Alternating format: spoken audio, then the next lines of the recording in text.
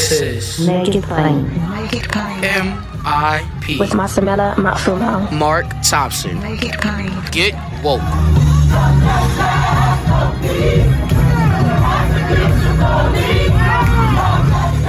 Folks, wrapping things up on the blackest bus in America. We've been on the Freedom Rides. We've talked to a lot of people, but we want to talk to the queen herself, LaTosha Brown. LaTosha, how do you feel that this Freedom Ride is gone? You know, it has been, I felt every emotion you can feel. You know, more importantly, I think the way that I'm really feeling is I'm actually really inspired.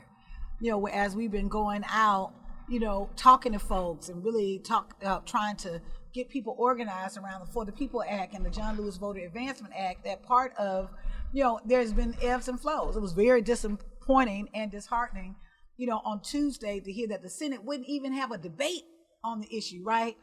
But the thing that gives me hope and has me really excited is the fact that we're going to these small communities, these large towns, and consistently where we're going, people are saying they're tired, they're not gonna go, like the fire of the people hasn't died down. Like, you know, usually after an election, this close to an election, you meet folks and they're, you know, and they may or not be aware of what's happening.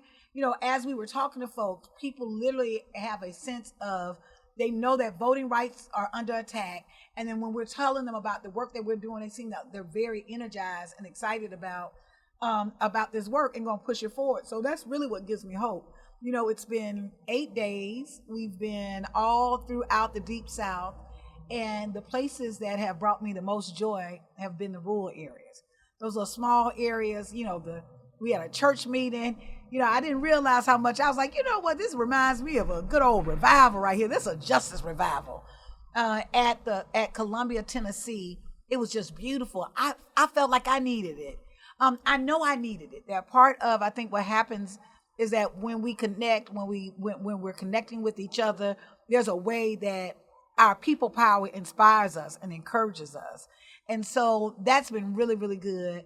You know, the march that we did in Raleigh, North Carolina was just beautiful. Like just seeing so many people in the streets, you know, in one accord, one focus has been beautiful. And I think all of that has been what I have felt. I have felt the spirit of the people on this trip. So that's been like the most rewarding piece for me. We talked a little bit about Joe Biden. You'd like to see him do more, wouldn't you?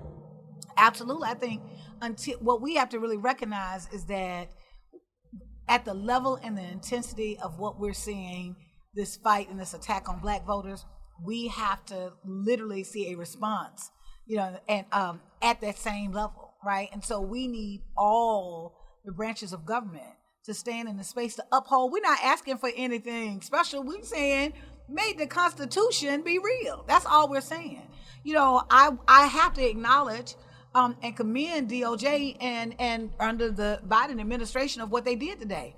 That was a significant move to be able for them to announce that they're going to sue the state of Georgia.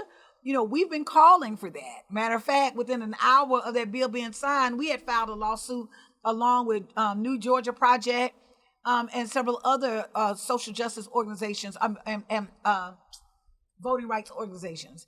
But, you know, we need to see the full breadth and the power of this administration, political power of this administration, that this should be the single most important issue that we're dealing with in this country right now. If we can't protect the basic fundamental democratic right of voting, then everything else, like the policies will look differently. How we share power, all of those things are really based on this foundation of democracy, and democracy is rooted, the cornerstone is around voting. So voting rights, here we are, 2021, and we still have not fully achieved the kind of protection we need to make sure that our voting rights are protected, that we have equal and fair access to the ballot. More MIP after this message. More MIP after this message. Folks, we're on the Freedom Ride, the Black Voters Matter bus, headed into Washington, D.C., our last stop for the big rally. And not only for S1, but also for D.C. statehood. It is quite significant that this is a voting rights movement that has fully embraced on a national level the cause for D.C. statehood. Here with one of the co-founders of Black Voters Matter, here on the bus ride with us right now is Cliff Albright. Cliff, how you feel the Freedom Ride has gone so far? Man, this has been, it's been just pretty much what we imagined, going to all these states, connecting with people who are concerned, people who are passionate about our voting rights, people who have put their time and energy into coming out to these rallies or even helping to plan these rallies. And not even just the big rallies. We've been doing these stops at some of the smaller communities at the state lines. And, it's just been, some of the combination of connecting with just regular folks who are talking to us about what they want to see happen, and then talking to some of the freedom riders, like today, talking to this older white sister who was a freedom rider and even had her mugshot photos out there. I mean, it was just listening to the fire that she still has for this work. And yesterday, the same thing in West Virginia, so it's just been a remarkable experience seeing the solidarity from the labor unions, from Unite Here, the hospitality workers who have followed us the entire way since we started in New Orleans. I mean, it's really been the educational and motivational experience that we were hoping it would be. And it's something to be on the bus and witness a comrade of ours, someone who's been in struggle with us, Kristen Clark, now at the DOJ, announced while we're right here that they're going to sue the state of Georgia. Yeah, I mean, that was a moment. We're watching this, you, me, and LaTosha together, watching this announcement and knowing that this is a development that probably would not have happened, or at least would not have happened as quickly if not for the presence of somebody like Kristen Clark, somebody we consider a sister and a comrade in this struggle, and Vanita, to have two civil rights attorneys, two civil rights, I'd even say activists, to be in the Justice Department in these high-ranking positions. We say it all the time, representation matters, right? Elections have consequences, and who gets appointed to some of these positions matters. So to have a Justice Department that is actually going to help pursue electoral justice is important. Now, we're under no illusions. We still need more from the Biden administration in regards to using their legislative might to try to get this filibuster ended and actually get these bills passed. But to see that they're actually taking aggressive action, sending a clear message to these states that if you're going to try to pass these voter suppression bills, you're going to have to prepare yourself and get your resources and your time to dedicate to defending Jim Crow. You got to just dress up Jim Crow and bring them on into court, because you're going to have to go to court to defend these Jim Crow policies that you're trying to do. What's next in the Black Voters Matter movement after this Freedom Ride? Oh, a couple days of rest. But after that, we're going to come back and, we've got some partners in this coalition that is literally dozens of organizations. There's some other stuff. There's the whole Summer of Democracy Summer, Defend Democracy. There's Barbara Armwine's group has some actions planned. There are actions being planned for July and even August.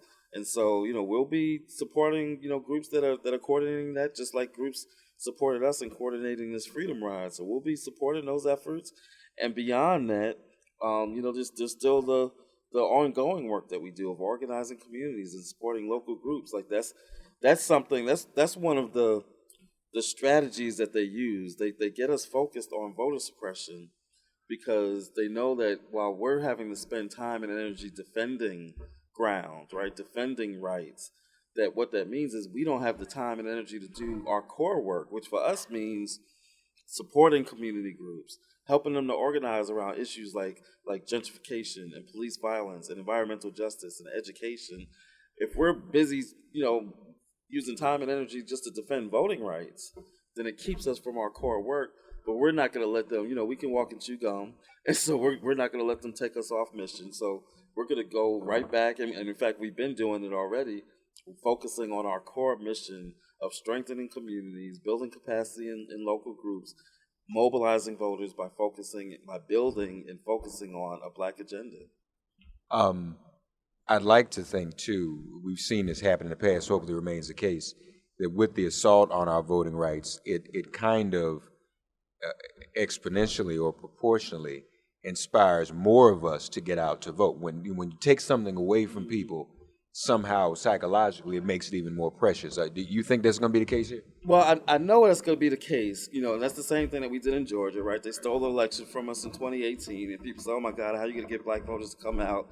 And we used that suppression, and we used all of that, along with focusing on our issues to help mobilize voters in 2020. And Georgia came back and shocked the world. So there's truth to that. The problem is this: it becomes a catch-22, because what happens is when we do that, and we've got to do that, right? But when we do that, then you get somebody who looks at the historic turnout that we just had in Georgia, and they say, and you've heard this, Mark, "Oh, well, I guess the voter suppression really wasn't all that bad because y'all had big turnout," right? In fact, that's really what was at the heart of the argument. Today is the anniversary of the Shelby decision, and that was at the heart of Chief Justice Roberts' argument in the Shelby decision, which is, oh, things aren't all that bad as they were in the 60s. We've even got a black president, so there must not be the same kind of voter suppression taking place. So sometimes our victories, right, become the evidence or the rationale that they use against us to say, oh, we don't really need to give y'all the same protections. When in fact, what's happening is we're not getting victories because there is no voter suppression. We're getting victories because we're out organizing the voter suppression. We're outworking the voter suppression, but we can't let that then become a rationale on why we don't need to have stronger voting rights in this country. That's the kind of catch-22 that we've been in. My brother, congratulations. This has been tremendous. I'm thankful to have been a part of it. And what you all do is so critical and so important for all of us. Y'all are key. And I appreciate you. We've all kind of come up together, and sooner or later that torch is gonna get passed whether people want to be passed or not. And you and Sister LaTosha are taking the torch and doing what's necessary. So I thank you, my brother. No, we thank you. We thank you for riding along and giving history lessons on the bus and music lessons on the bus, and most importantly, giving some inspiration and amplification for this work that's going on.